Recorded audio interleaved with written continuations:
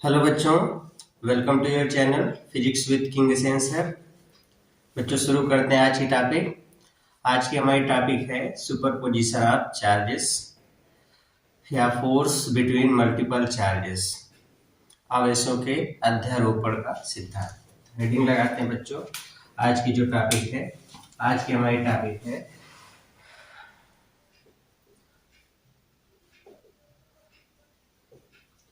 बहुल आवेशों के बीच बल, या इसी को बोलते हैं अध्यारोपण का सिद्धांत। आवेशों के अध्यारोपण का सिद्धांत। आवेशों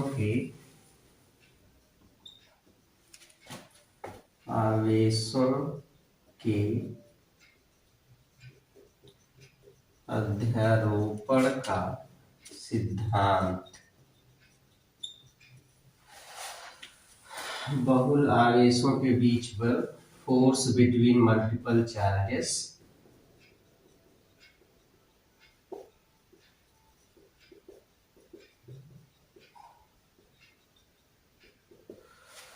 फिर सुपरपोजिशन ऑफ चार्जेस, ये हमारी टॉपिक है आज की। बच्चों, आवेशों के अध्यारोपण का सिद्धांत या बहुल आवेशों के बीच बल, ये हमको बताता है। इस टॉपिक में हम लोग जो सीखने वाले हैं, इससे हमको ये पता चलता है, या पहले हम लोग इस प्रिंसिपल को समझे। प्रिंसिपल ये है कि मान लो कि किसी स्थान पे बहुत से आवेश हैं। ये आवेश है Q1, ये आवेश है Q2, ये Q3, ये Q4। कई आवेशों के किसी निकाय में किसी एक आवेश पर लगने वाला नेट बल अलग अलग आवेशों द्वारा लगने वाले बलों के सदिश योगफल के बराबर होता है। क्या हमने कहा, एक बार फिर से सुनते हैं, फिर से इसको समझिए।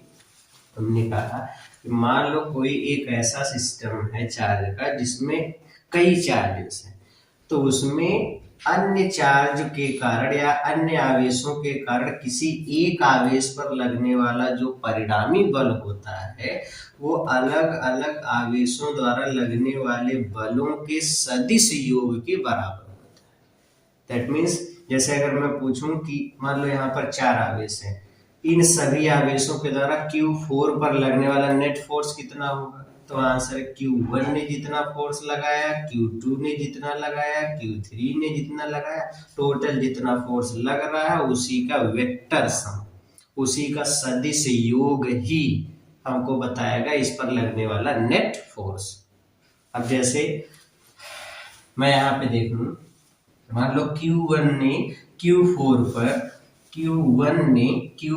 पर जो फोर्स लगाया है, Q1, दो चार्ज हैं, दो चार्ज के बीच लगने वाला, मान लो ये वाला चार्ज Q1, ये Q2, इनके बीच अगर फोर्स निकालना, Q1 ने Q2 पर कितना फोर्स लगाया, तो दोनों चार्ज को ऐसे मिला दो एक लाइन से, और फिर Q1 ने Q2 पर फोर्स लगाया, दोनों प्लस वाला है, तो Q1 Q2 को इधर धकेलेगा, तो ये फोर्स लगा रहा है सपोज F, तो ये फोर्स हो गया, फोर्स की डायरेक्शन इधर हो गई, और ये इतना फोर्स लग रहा है।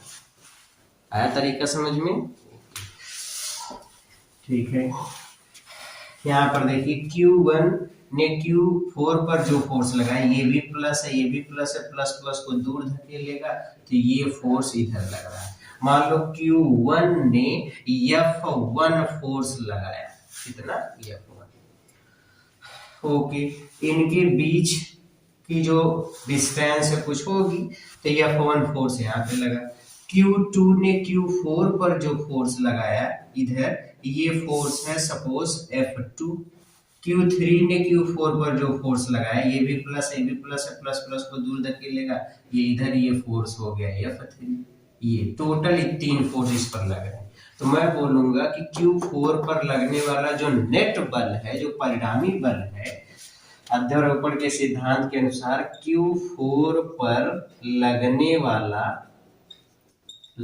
वाला परिणामी बल या नेट बल F नेट ये किसके बराबर होगा? जितने फोर्स लग रहे हैं सबके वेक्टर सम के सदिश योग के बराबर।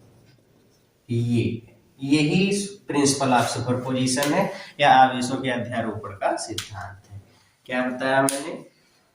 हमने आपको स्टेटमेंट या थ्योरी में यही बताया था। आवेशों के अध्यारोपण का सिद्धांत क्या है? किसी बहुत से आवेशों के निकाय में अगर कोई ऐसा निकाय जिसमें बहुत से चार्ज हैं तो किसी एक आवेश पर अन्य आवेश के कारण लगने वाला जो परिणामी बल होता है, अन्य आवेशों के कारण लगने वाला परिणामी बल सभी आवेशों द्वारा लगने वाले बलों के सदिश योग के बराबर होता है। नेट फोर्स हमेशा सभी फोर्स के वेक्टर सम के इक्वल होता है। बस यही प्रिंसिपल ऑफ सुपरपोजिशन है। जैसे यहाँ पर चार चार्ज थे Q1 Q2 Q3 Q4। Q4 पर लगने वाला परिणामी बल अगर हमने निकाला, Q1 ने F1 लगाया, Q2 ने F2, Q3 ने F3, तो इस पर लगने वाला नेट फोर्स कितना हो गया? सभी फोर्स का वेक्टर सम। सबको वेक्टर रूल से ऐड कर दीजिए तो जो फोर्स आपको मिलेगा रिजल्टेंट वही इस पर लगने वाला नेट फोर्स होगा। क्लियर हो गया? Very good. आ जाओ बच्चों, इस पर एक सवाल लेते हैं, एक एग्जाम्पल लेते हैं। अभी हमको समझ में आ जाएगा प्रिंसिपल ऑफ सुपरपोजिशन क्या है। क्वेश्चन देखिए, मान लीजिए आपसे ये कहा दिया गया कि कोई एक समबाहु त्रिभुज है। ये एक समबाहु त्रिभुज है और इसकी हर भुजा की लंबाई है 1 मीटर। ये समबाहु त्रिभुज है ABC। ठीक है, यहाँ पर इस वाले पॉइंट A पर चार्ज रखा गया है 2 माइक्रोकूलम। इस पर भी चार्ज रखा गया है 2 माइक्रोकूलम। इस पर चार्ज रखा गया है -2 माइक्रोकूलम। हमसे कहा दिया गया कि बिंदु C पर रखे आवेश पर लगने वाले परिणामी बल की गणना कीजिए। फाइंड F net या net force on F net on -2 microcoulomb charge. -2 microcoulomb के आवेश पर लगने वाले परिणामी बल की गणना कीजिए, इसका मान निकालिए। तो कैसे वैल्यू फाइंड करेंगे? पहली चीज ये समबाहु त्रिभुज है। समबाहु त्रिभुज है तो सबकी भुजाएं बराबर होंगी, 1 मीटर ये 1 मीटर ये। सबका ये वाले एंगल कितने कितने होंगे? 60 डिग्री। ये भी 60 डिग्री होगा, ये भी 60 डिग्री, ये भी 60 डिग्री। क्लियर है यहाँ तक? ओके। मान लेते हैं इस A पर रखे आवेश के द्वारा C पर रखे आवेश पर लगने वाला जो फोर्स है वो F1 है। अब देखो बच्चा, यहाँ पे ये +2 माइक्रोकूलम है, ये -2 माइक्रोकूलम है, तो +2 वाला -2 वाले को अपनी तरफ अट्रैक्ट करेगा, तो ये वाला इसको अपनी तरफ खींचेगा। ये इस पर फोर्स लग रहा है F1। फोर्स की डायरेक्शन किधर होगी? चूंकि A वाला खींच रहा है तो C से A की तरफ होगी। ये F1 हो गया, तो ये फोर्स F1 ये होगा। फिर इसी तरीके से B पर भी 2 माइक्रोकूलम का चार्ज है, ये भी प्लस में।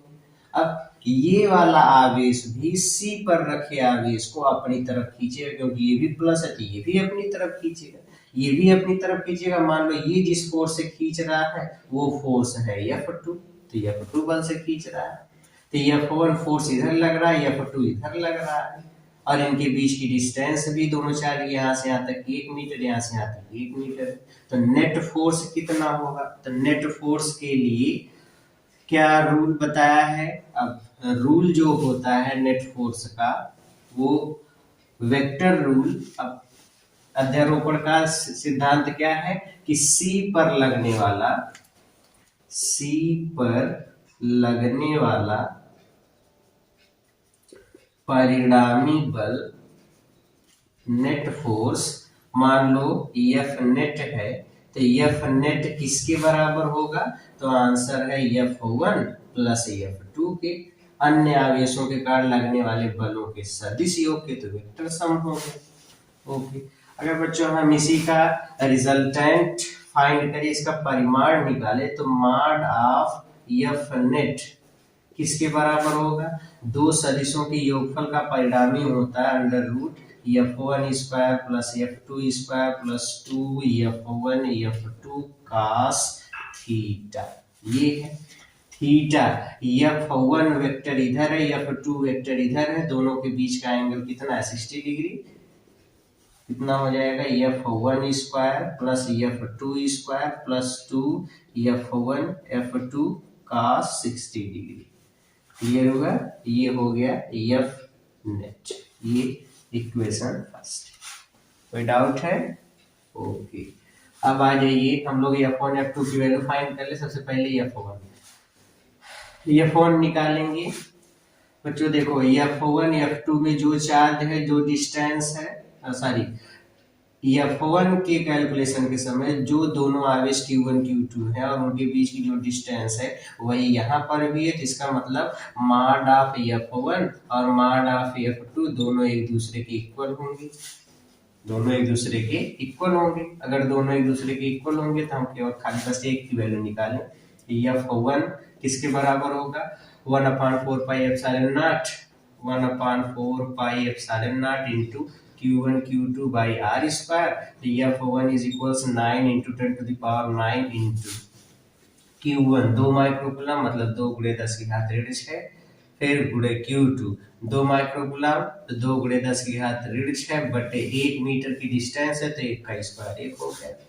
तो ये हो गया, इससे ये कैंसिल हुआ, 10 टू द पावर -3, 2 दूनी 4, 4 9 36। तो ये हो गया 36 गुणे 10 की घात ऋण 3 या 3.6 गुणे 10 की घात ऋण 2 इतने न्यूटन। ये F1 आ गया। और यही किसकी वैल्यू हो जाएगी? F2 की। दोनों बराबर, दोनों की वैल्यू इक्वेशन फर्स्ट में पुटअप करो। इसलिए from equation first F net या नेट फोर्स किसके इक्वल हो गया? अंडर रूट F1 की value 3.6 into 10 to the power -2 इसका whole square plus 3.6 into 10 to the power -2 इसका whole square plus 2 into F1 into F2 करेंगे तो फिर इसका होल स्क्वायर बन जाएगा 3.6 इंटू 10 टू द पावर -2 का होल स्क्वायर इंटू cos 60 1/2। ये इससे कैसे सब में कॉमन क्या मिल रहा है? 3.6 इंटू 10 टू द पावर -2 का होल स्क्वायर। अगर ये कॉमन मिल रहा है तो यहाँ कितना बचा? 1, यहाँ भी 1, यहाँ भी 1। इसका वर्गमूल बाहर आ जाएगा 3.6 into 10 to the power -2 into √3 की वैल्यू 1.73। अब इसी को कैलकुलेट कर लीजिए। इसका आंसर मैं यहाँ लिख रहा हूँ। अब गुणा कर लेंगे तो 1.732 में 36 का गुणा करना है। 6 दूनी 12, 6 3 18 19, 6 7 42, 42 1 43, 6 कम 6 6 4 10, 3 दूनी 6, 3 3 9, 3 7 21, 3 1 3 2 5, 2 9 6 15, 9 3 12 1 13 और ये 2 5 1 6। तो 4 अंक पे दशमलव 6.2352 मतलब ये हमको मिल जाएगा 6. F net is equals F net is equals 6.23 into 10 to the power -2 newton -2 newton इतने का नेट फोर्स लगेगा। क्लियर हो गया? क्वेश्चन आया समझ में? ओके, तो ये बच्चों प्रिंसिपल ऑफ सुपरपोजिशन पर एक क्वेश्चन था, अच्छा सवाल था। इसके बाद वाला क्वेश्चन देखते हैं, इसके बाद वाला एग्जांपल लेते हैं। मिटा दे इसको। ओके, आ जाइए।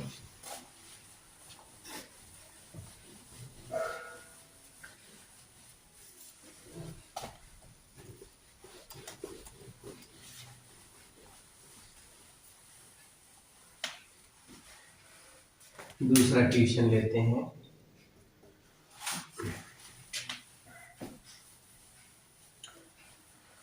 बच्चों यहाँ पे हमसे कह दिया, ध्यान से देखिए, मान लो कि कोई एक समबाहु त्रिभुज है, सॉरी एक स्क्वायर है।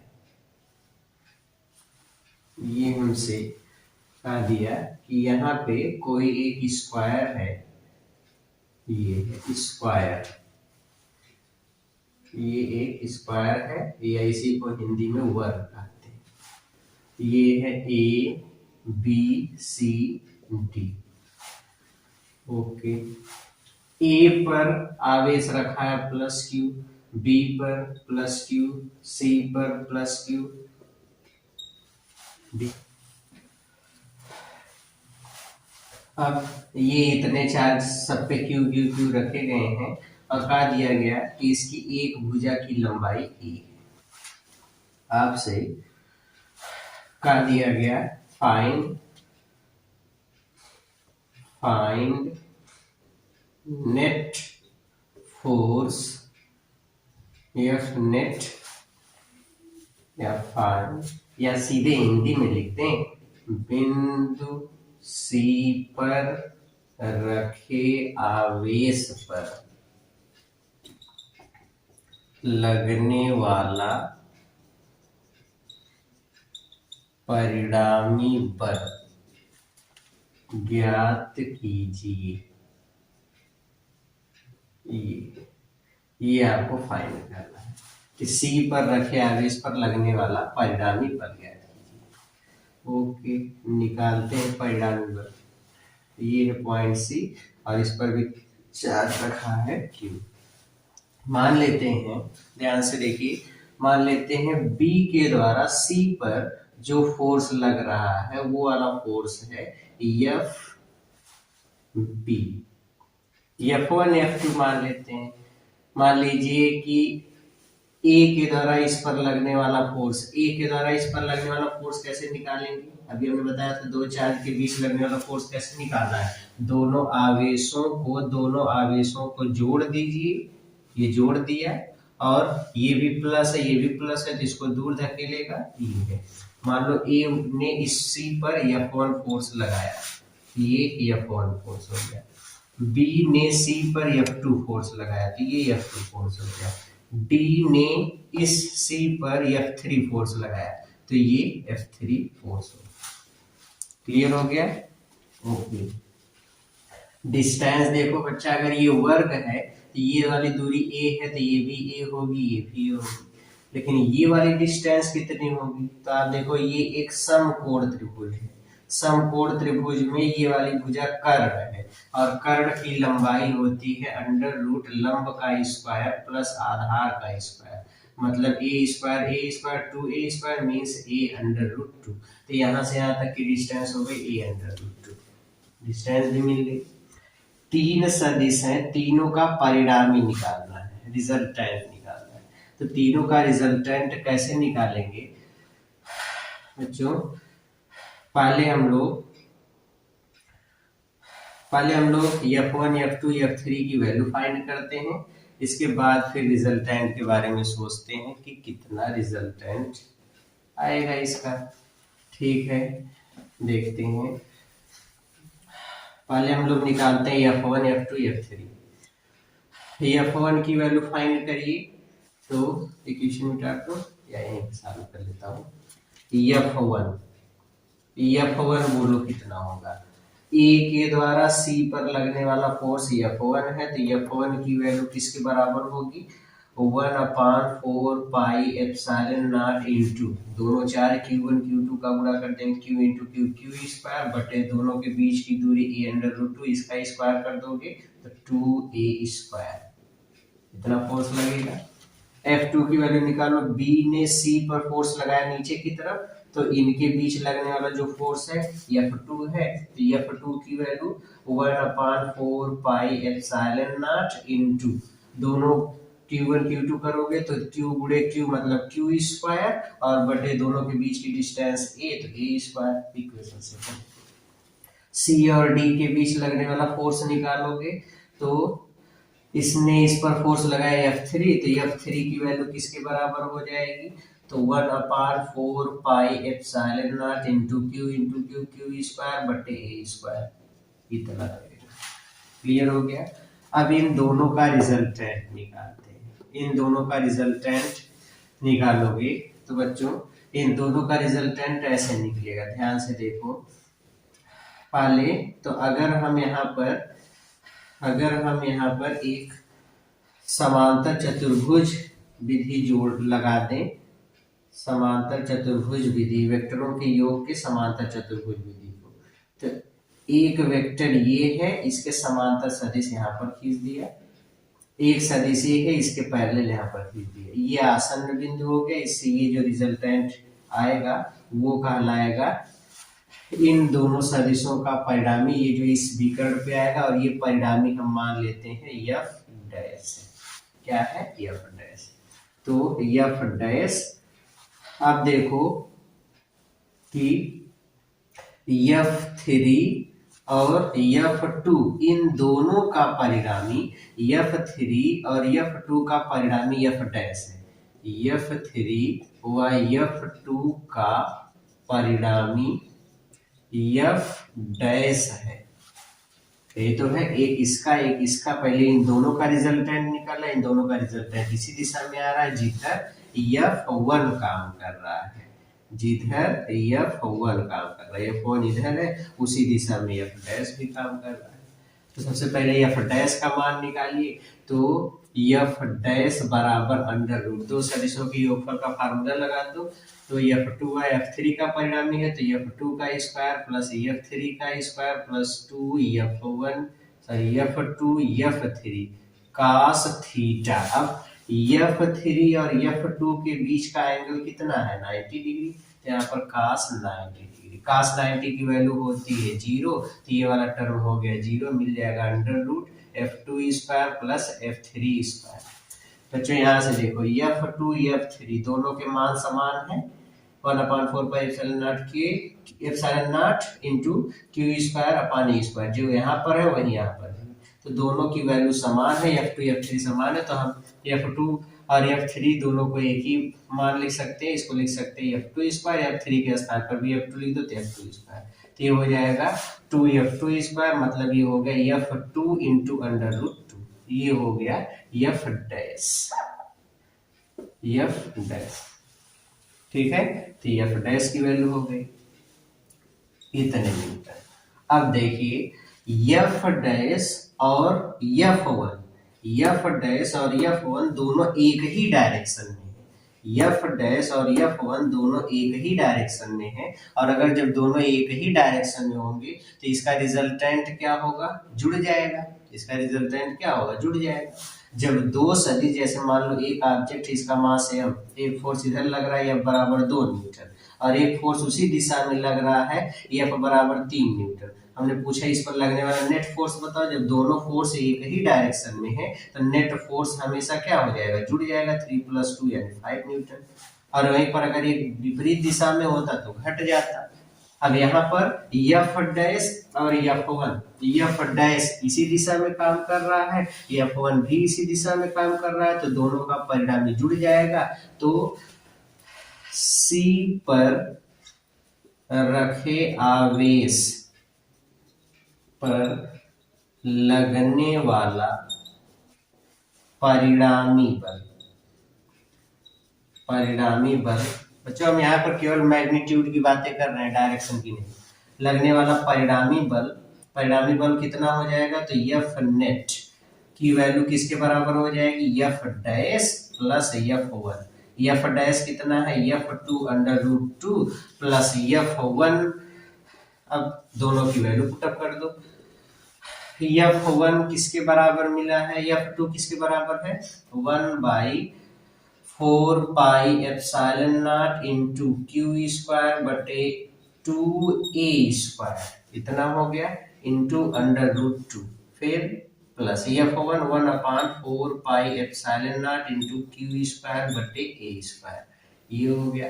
अब यहां से अगर F नेट निकाले तो F नेट इज इक्वल्स, दोनों में कॉमन क्या है, 1/4 4 पाई epsilon not into Q square बटे ए स्क्वायर। इतना कॉमन है, यहाँ पे मिलेगा √2/2 प्लस, और यहाँ पर कितना मिलेगा 1। इसको अगर इसे काट देंगे तो √2 बचेगा। तो ये हो जाएगा एफ नेट बराबर 1/4 pi epsilon not Q square बटे ए स्क्वायर, क्यू स्क्वायर बटे ए स्क्वायर ब्रैकेट में 1 प्लस 1/√2, इतने न्यूटन। या इतना मात्रक जो भी ये फोर्स का, अगर न्यूटन दिया गया न्यूटन या कोई दूसरी यूनिट दी गई दूसरी यूनिट, तो इस तरीके से नेट फोर्स फाइंड करेंगे। बच्चों बहुत कठिन मेथड से सवाल नहीं सोचना है, बस आपको केवल रिजल्टेंट, अगर आपने क्लास 11th में वेक्टर रूल पढ़ा है अच्छे से तो आपके लिए ये सारी चीजें बहुत ईजी होने वाली है। यहाँ पर हमने देखा कि एक फोर्स इधर था, एक फोर्स इधर था, दोनों का हमने पहले नेट फोर्स निकाल लिया। तो पहले हमने समांतर चतुर्भुज विधि लगाई, इन दोनों का जो विकर्ण होगा वो इसी F1 वाली लाइन पर ही चला गया। तो पहले हमने इसका रिजल्टेंट निकाल लिया एफ डैश की वैल्यू इतनी आ गई। अब एफ डैश F1 दोनों एक ही दिशा में थे तो दोनों जुड़ जाएंगे, तो इतना इसकी वैल्यू बस केवल सीधे सीधे मान रख करके सरल कर लेना है। बाकी F1 F2 F3 तो आप कैलकुलेट कर सकते हो। तो ये है सुपरपोजिशन ऑफ चार्जेस। क्लियर हो गया? ओके।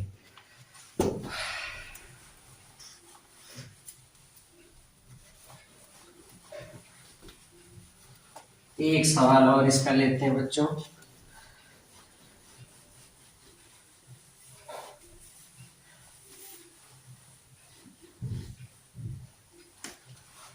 चलो क्वेश्चन 3। जो इस बार हमको एक रेक्टेंगल दिया गया, आयत नहीं है, ABCD, इसकी लेंथ है A और इसकी विड्थ है B। इसका ये एक डायगोनल है और ये दूसरा डायगोनल है।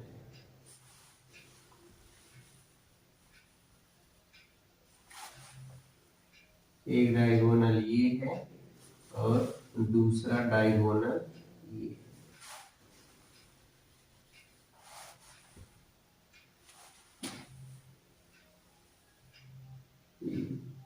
ये दूसरा विकर्ण है। दोनों विकर्णों का कटान बिंदु है ये पॉइंट O। यहाँ पर चार्ज रखा गया है +Q, यहाँ पर +Q, यहाँ पर +Q, यहाँ पर +Q। आपसे ये पूछ दिया गया, मान लो कि यहाँ पॉइंट O पर एक चार्ज रखा गया है कैपिटल Q।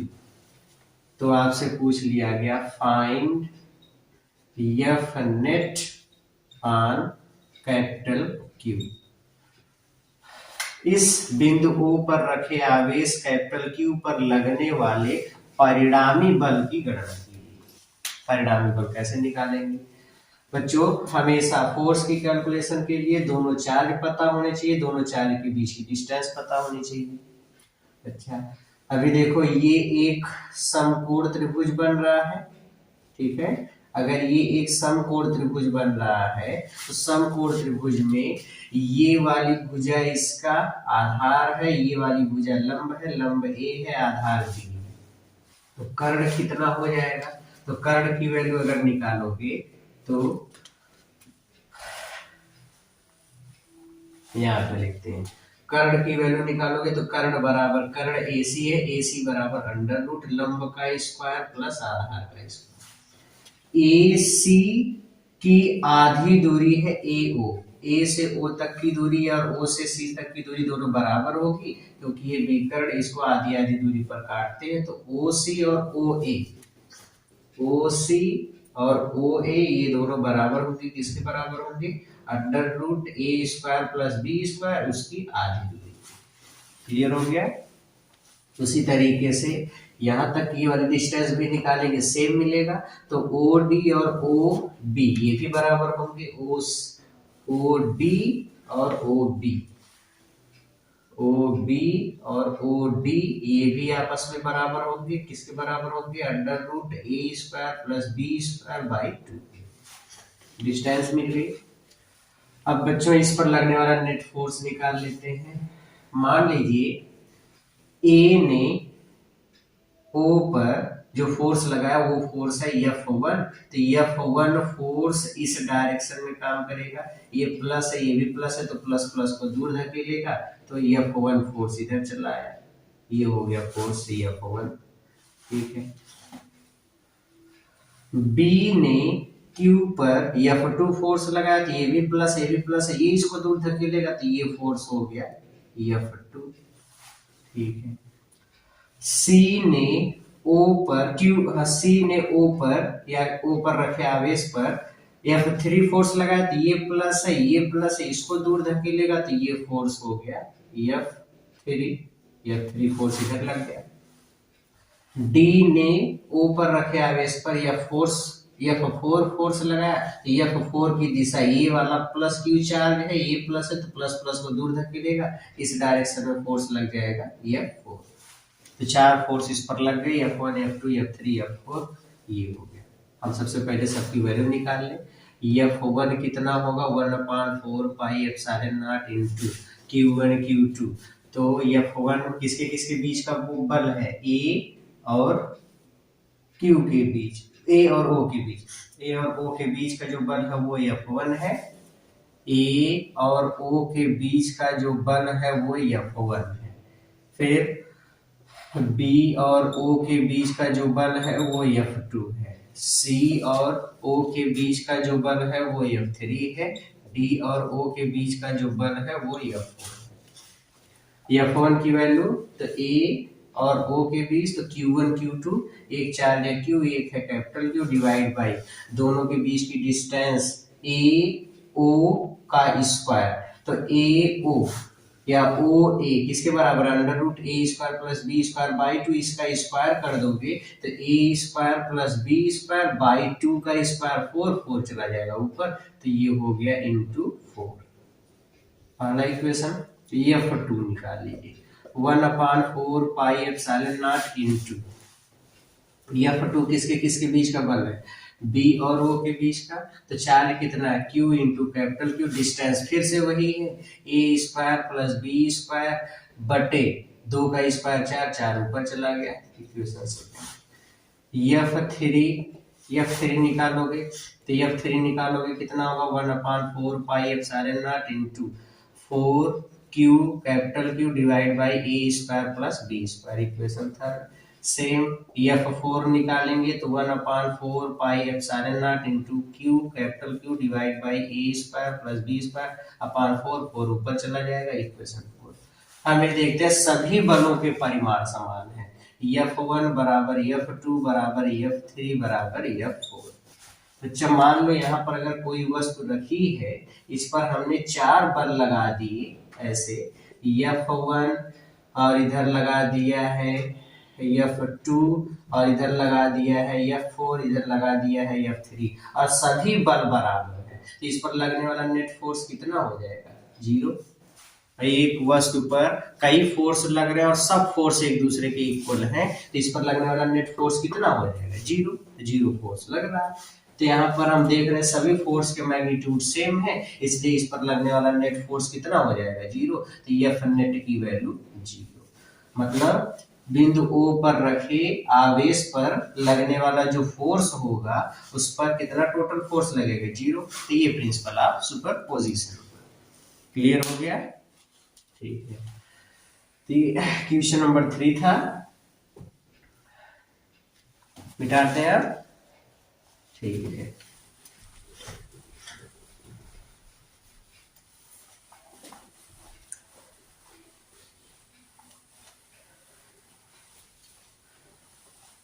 नेक्स्ट टॉपिक लेते हैं बच्चों।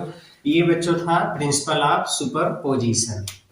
अब बच्चों हम लोग प्रिंसिपल ऑफ सुपरपोजिशन के बाद एक चीज समझते हैं। ये अभी तक हम लोग जो फोर्स पढ़ रहे थे, अभी तक हम लोगों ने जो भी फोर्स पढ़ा वो फोर्स हम लोग पढ़ रहे थे कि मान लो कि कोई एक पॉइंट चार्ज है, ये एक आवेश Q1 ये पॉइंट चार्ज था, एक आवेश Q2 ये भी पॉइंट चार्ज था, इनके बीच की डिस्टेंस r थी, तो इनके बीच हम लोग फोर्स कैलकुलेट कर रहे थे कितना होगा। दो बिंदु आवेशों के बीच लगने वाला फोर्स हम लोग अभी तक फाइंड कर रहे थे। अब हम लोग जो फोर्स फाइंड करेंगे उसमें मान लो कि कोई एक चालक तार है, इस पर चार्ज एक समान रूप से ऐसे डिस्ट्रीब्यूट है।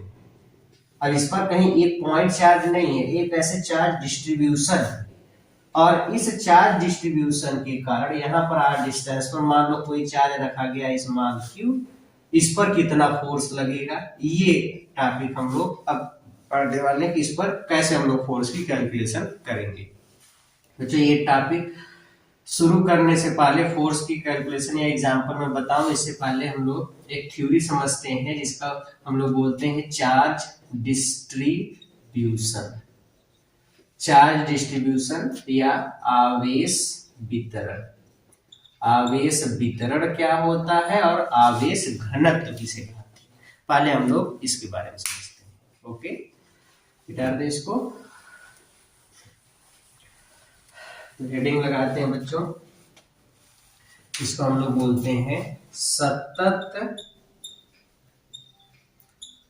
आवेश वितरण। सतत आवेश वितरण या इसको बोलते हैं कॉन्टिन्यूअस चार्ज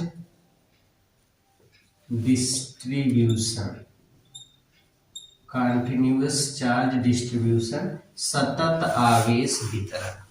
सतत आवेश वितरण या कॉन्टिन्यूअस चार्ज डिस्ट्रीब्यूशन क्या होता है बच्चों, मान लीजिए कि कोई एक छड़ है या कोई एक खोखला गोला है या कोई एक ठोस गोला है, जब भी किसी वस्तु को हम आवेश देते हैं, मान लो ये ऑब्जेक्ट है, अगर हम इसको बाहर से चार्ज देंगे तो चार्ज देते जाने से ड्यू टू रिपल्सन ये इसके संपूर्ण आयतन में या संपूर्ण पृष्ठ पर एक समान रूप से डिस्ट्रीब्यूट हो जाता है। रिपल्सन के कारण जब भी हम किसी वस्तु को आवेश देते हैं तो वह प्रतिकर्षण के कारण इसके संपूर्ण या तो आयतन में या क्षेत्रफल पे या पृष्ठ पर एक समान रूप से वितरित हो जाता है।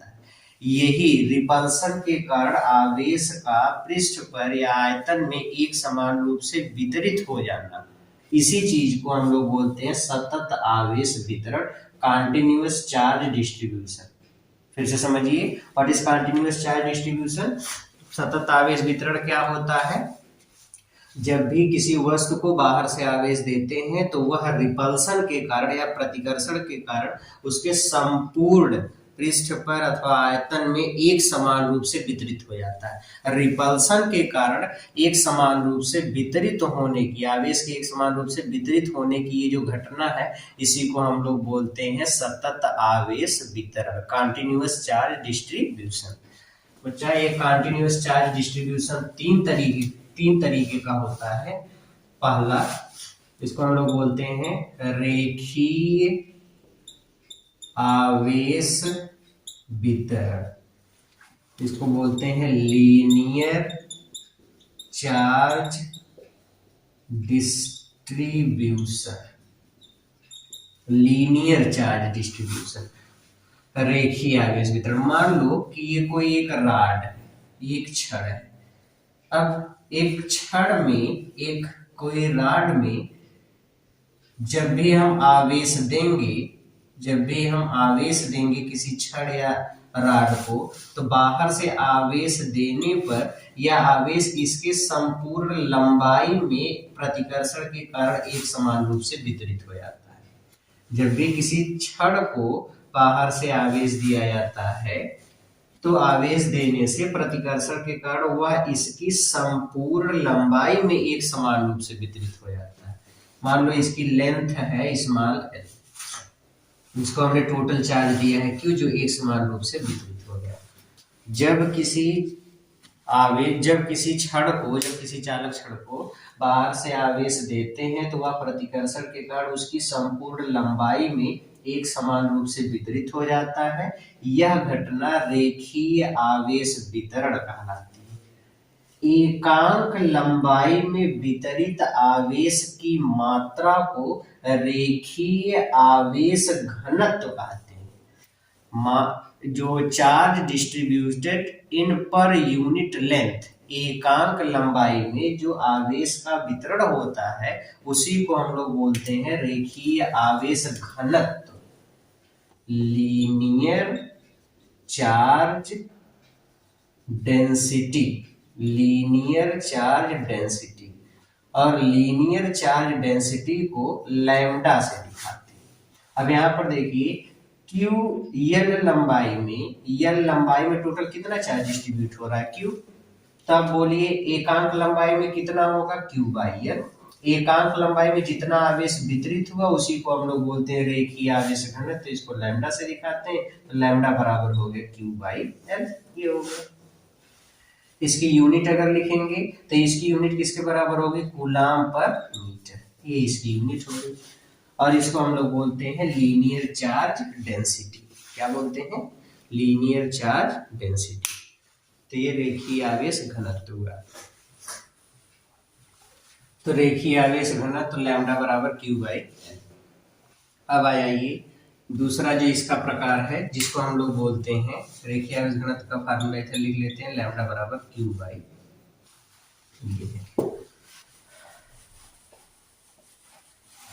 दूसरा है इसको हम लोग बोलते हैं पृष्ठ या क्षेत्रीय आवेश वितरण, इसको बोलते हैं सुपरफिशियल या एरियल चार्ज डिस्ट्रीब्यूशन।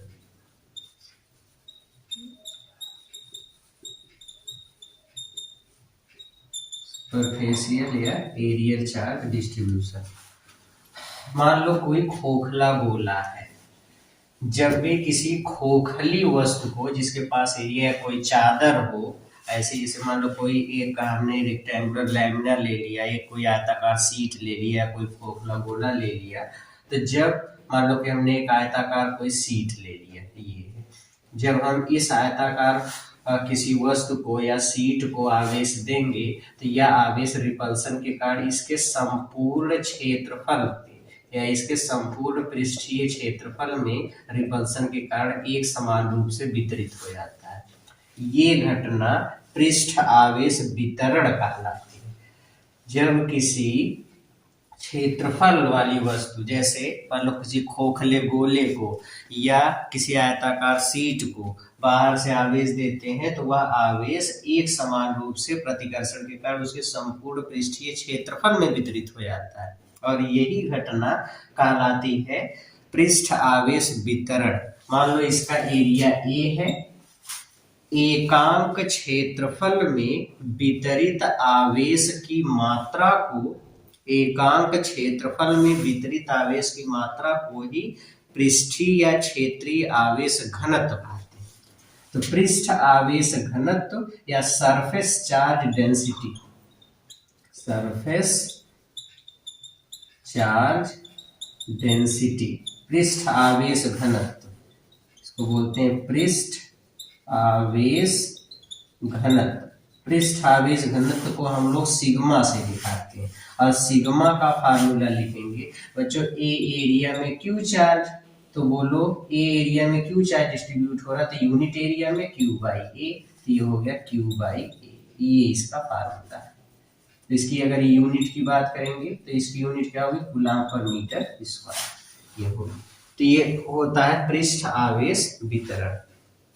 तीसरा है इसको हम लोग बोलते हैं आयतन आवेश वितरण, इंग्लिश में इसको बोलते हैं volume charge distribution, volume charge distribution.